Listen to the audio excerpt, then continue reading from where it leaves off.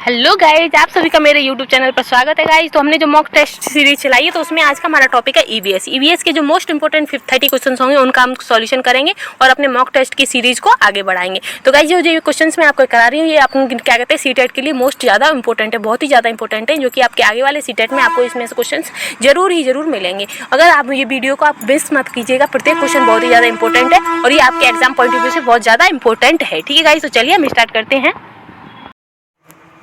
तो चलिए गाइज हम अपनी ईवीएस की श्रृंखला में आगे बढ़ते हैं। तो इसमें हमारा पहला क्वेश्चन है कि भारत का राष्ट्रीय पशु है। तो भारत का राष्ट्रीय पशु कौन सा है?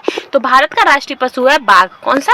बाघ। आगे बढ़ते हैं। नेक्स्ट है कि सागरी खरपतवार किसका महत्वपूर्ण स्रोत है? यानी कि जो समुद्रों में जो लाइकेन होते हैं, जो शैवाल होते हैं, वो सागरी खरपतवार होती है। उसका महत्वपूर्ण स्रोत क्या होता है गाइज? तो उनका महत्वपूर्ण स्रोत होता है आयोडीन। क्या होता है? आयोडीन। आगे बढ़ते हैं। नेक्स्ट है कि भारत में प्रोजेक्ट टाइगर कार्यक्रम किस वर्ष प्रारंभ हुआ था? तो भारत में प्रोजेक्ट टाइगर गाइस कब प्रारंभ हुआ था? तो वो प्रारंभ हुआ था 1973 में। कब? 1973 में। आगे बढ़ते हैं। नेक्स्ट है कि निम्नलिखित में से किस वर्ग में प्रोटीन की प्रचुरता पाई जाती है? यानी कि इनमें जो ऑप्शन दिए गए हैं इनमें से वह कौन सा वर्ग है जिसमें प्रोटीन सबसे ज्यादा पाया जाता है? अंडा, मटर, मछली, या दूध, आम, गाजर, या सोयाबीन, चना, मक्का, या सेब, दही, मांस। तो सबसे ज्यादा प्रोटीन किस में होता है? सोयाबीन में, चना में और मक्का में। तो इसका आंसर ऑप्शन हो जाएगा तीसरा आंसर सही। आगे बढ़ते हैं। नेक्स्ट है कि नक्षत्र का रंग निर्भर करता है, जो नक्षत्र होते हैं उनका जो रंग होता है, उनकी चमक होती है, वो किस पर निर्भर करते हैं गाइस? तो वो निर्भर करते हैं पृष्ठीय ताप पर। किस पर?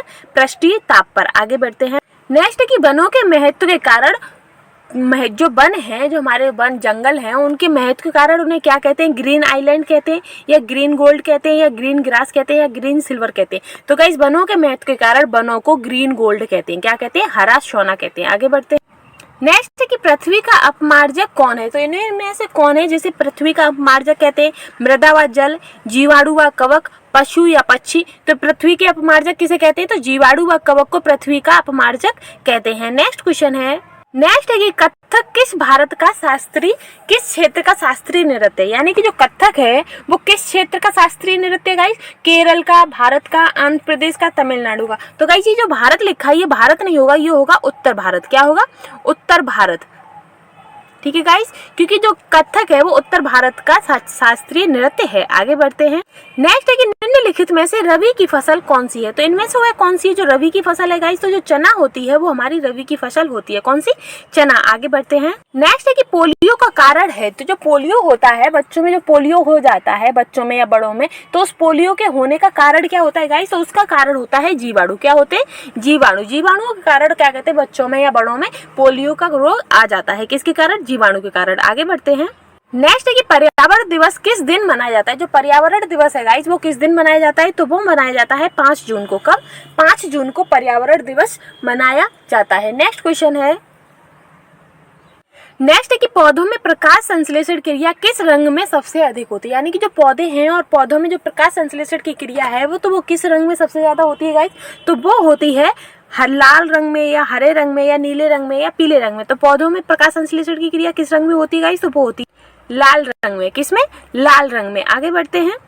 नेक्स्ट है कि भिंडी में पाया जाता है। तो भिंडी में क्या पाया जाता है? तो भिंडी में विटामिन ए भी पाया जाता है, फास्फोरस भी पाया जाता है और विटामिन सी भी पाया जाता है। तो इसका आंसर हो जाएगा ये सभी। क्या? ये सभी। आगे बढ़ते हैं। नेक्स्ट है कि भारत में फलों के अंतर्गत सर्वाधिक क्षेत्र है। यानी कि भारत में सबसे ज्यादा कौन से क्षेत्र पर कौन सा फल उगाया जाता है? तो सर्वाधिक क्षेत्र पर क्या कहते हैं? सबसे ज्यादा आम उगाया जाता है। क्या? आम। आगे बढ़ते हैं। नेक्स्ट है कि पर्यावरण को बचाने के लिए चिपको आंदोलन का संबंध किस राज्य से है? यानी कि जो चिपको आंदोलन हुआ था तो वो किस राज्य में हुआ था गाइस? या किस राज्य चिपको आंदोलन का किससे संबंधित है? तो उत्तराखंड से संबंधित है। किससे? उत्तराखंड में ये चिपको आंदोलन हुआ था। और इसके प्रणेता कौन थे? तो गाइस इसके प्रणेता थे सुंदरलाल बहुगुणा। कौन थे? सुंदरलाल बहुगुणा। आगे बढ़ते हैं। नेक्स्ट है कि निम्नलिखित में से जैविक घटक है। तो इनमें से वह कौन है जो जैविक घटक गाइस? मृदा है, पादप है, वायु है, जल है। तो इनमें से जैविक घटक कौन है गाइस? तो जो पादप होते हैं वो हमारे जैविक घटक होते हैं। कौन से? जैविक घटक। और ये मृदा और जो वायु है ये हमारे अजैविक घटक होते हैं। आगे बढ़ते हैं। नेक्स्ट है कि कौन रासायनिक उर्वरक का उदाहरण नहीं है? तो इनमें से वह कौन है जो रासायनिक उर्वरक का उदाहरण नहीं है? Potash, urea, phosphate, compost. तो इनमें से वह कौन है जो रासायनिक उर्वरक का उदाहरण नहीं है? तो वो है कंपोस्ट। कौन सा? कंपोस्ट। आगे बढ़ते हैं। नेक्स्ट है कि हमारे पर्यावरण में किस गैस का सबसे अधिक सांद्रण है। तो हमारे पर्यावरण में सबसे ज्यादा गैस कौन सी पाई जाती है? कार्बन डाइऑक्साइड, ऑक्सीजन, हाइड्रोजन या नाइट्रोजन। तो सबसे ज्यादा गैस हमारे पर्यावरण में पाई जाती है नाइट्रोजन, जिसका परसेंटेज लेवल है 78%। कितना? 78% हमारी पृथ्वी में जो गैसें हैं उसमें केवल 78% नाइट्रोजन का ही है। ऑक्सीजन का 21% के समथिंग होता है। ठीक है, इस आगे बढ़ते हैं।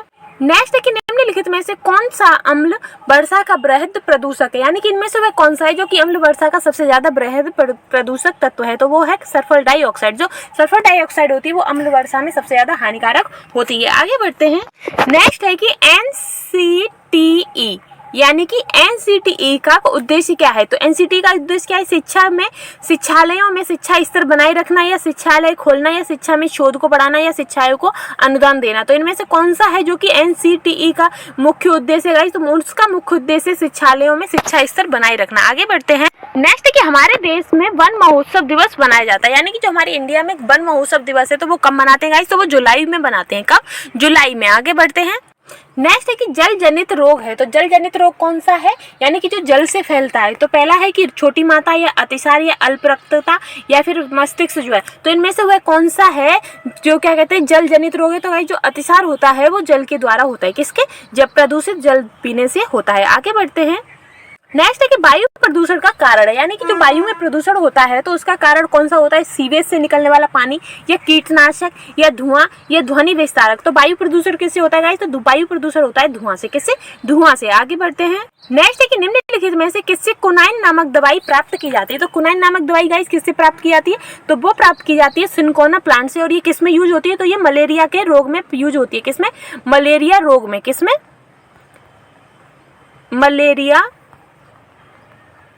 मलेरिया रोग में क्या कहते हैं? कुनैन नामक दवाई का प्रयोग किया जाता है। आगे नेक्स्ट है कि 71% पृथ्वी का तल ढका हुआ है, यानी कि जो हमारी पृथ्वी है उसका 71% भाग किससे ढका हुआ है गाइस? तो उसका 71% भाग ढका हुआ है जल से। किससे? जल से। ठीक है गाइस, आगे बढ़ते हैं। नेक्स्ट है कि विश्व में जल संकट का प्रमुख कारण है, यानी कि विश्व में जो जल की कमी हो रही है, पानी की कमी हो रही है, तो उसका प्रमुख कारण क्या है गाइस? तो उसका प्रमुख कारण क्या है? औद्योगिकरण है, या नगरीकरण है, या विश्व के तापमान में वृद्धि है, या अम्ल वर्षा है। तो गाइस इसका मुख्य कारण क्या कहते हैं? ये है नगरीकरण। क्या है? नगरीकरण जो हो रहा है वो जल संकट का प्रमुख कारण है। आगे बढ़ते हैं। नेक्स्ट है कि निम्नलिखित में से कौन सा सदाबहार पेड़ नहीं है। तो इनमें से वह कौन सा पेड़ है जो सदाबहार पेड़ नहीं है? इमली है, नीम है, बबूल है, सैंतूस है। तो इनमें से वह कौन सा पेड़ है जो सदाबहार नहीं है गाइस? तो जो इमली का पेड़, नीम और बबूल जो है वो हमेशा आपको हरे भरे दिखाई देंगे, लेकिन जो सैंतूस है गाइस वो हरे भरे हमेशा नहीं होते, इसकी सीजन होती है उसी में ये केवल हरे भरे होते हैं। तो ये हमारा सदाबहार पेड़ नहीं है। आगे बढ़ते हैं। नेक्स्ट है कि राष्ट्रीय गीत के रचयिता हैं। तो इनमें से वह कौन है जो राष्ट्रीय गीत के रचयिता है गाइस? तो जो बंकिम चंद्र चट्टोपाध्याय है ये राष्ट्रीय गीत के रचनाकार हैं। किसके? राष्ट्रीय गीत के। और ये कहाँ से लिया गया है? तो ये लिया गया है आनंद मठ से। जो राष्ट्रीय गीत है वो कहाँ से लिया गया?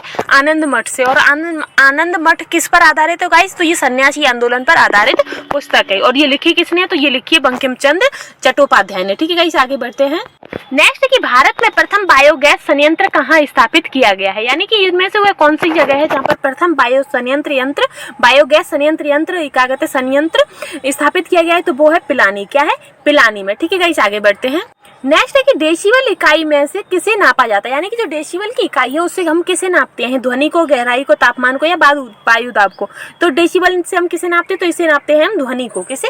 ध्वनि प्रदूषण को हम डेसिबल में नापते हैं। ठीक है गाइस, तो गाइस हमारी ईवीएस का मॉक टेस्ट है वो हमारा यहीं समाप्त होता है। अगर आपको मेरे द्वारा पढ़ाई हुआ अच्छा लगता है और समझ आता है तो प्लीज मेरे चैनल को लाइक, शेयर एंड सब्सक्राइब कर दीजिएगा। Thank you.